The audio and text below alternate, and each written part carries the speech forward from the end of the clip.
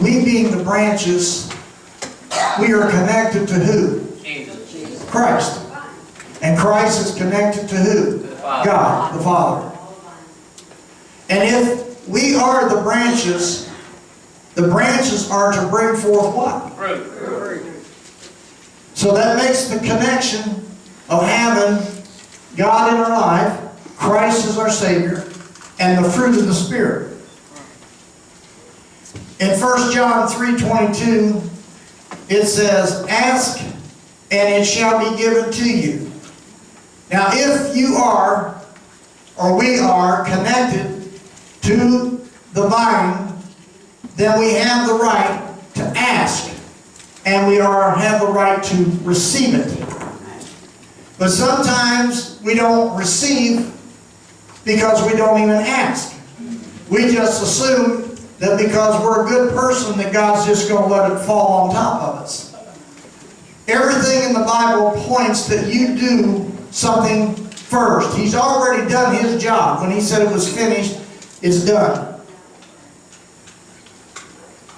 He said, "I will give you power over all power. I'll give you power that you may lay hands upon the sick, and they shall recover." If you are connected to the vine, you have that power. And it comes through your obedience and through faith and also through the Holy Ghost. To get the power, there's a price that you must pay. See, these lights come on by electricity. The power is on all the time we're gone. Not the lights, but the power. The power is always there for us to receive from God. But then there's something that disconnects the power, and that is sin. And sin is in some people's lives because they dwell in it.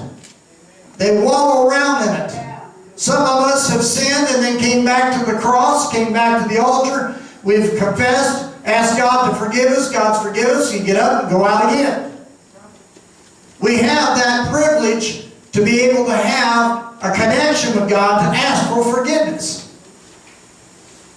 But we don't always ask God to forgive us so that we can forgive others, or give us the strength to forgive somebody that's done something awful against us. In Matthew 7, verse 7 and 8, it said, "Ask, and it shall be given to you. Seek, and you shall find. Knock, and it shall be opened unto you." How many believe that? You believe that? Yes. Then it goes one step further. For everyone. Didn't say just Bob. Didn't just say Ruth. Didn't say Okie. Didn't say Brother Curry. Didn't say Brother Bobby. It said everyone. That asks shall receive it. And he, meaning us, you, me, that seeketh, will find it. And him that knocketh, it shall be opened. So it requires each individual to do those three things. Seek, ask, and knock. What is it that your desire is that you want God to do for you and your family this year? What is it that you want God to do in your life that it will make a reflection to someone else and help someone else out of darkness? I saw a movie the other day. I rented it from the library. And I recommend that everybody go get it and watch it. And I guarantee you, it will touch you. It's about a young boy, about 8 or 9 years old, that had about 30 operations for stage 4 cancer. And he was bald-headed and had stitches all the way up the back of his head.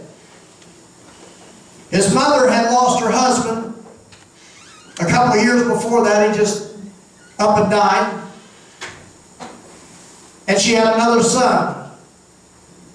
And this little boy had a little place. He sat out on a roof of his house. And he wrote letters to God every day. And he mailed them every day. And everybody in town knew this boy because of his illness. And he loved to play soccer. And so he had soccer pictures everywhere, and sports soccer people's faces and stuff. And there was a drunk that took over the mail route.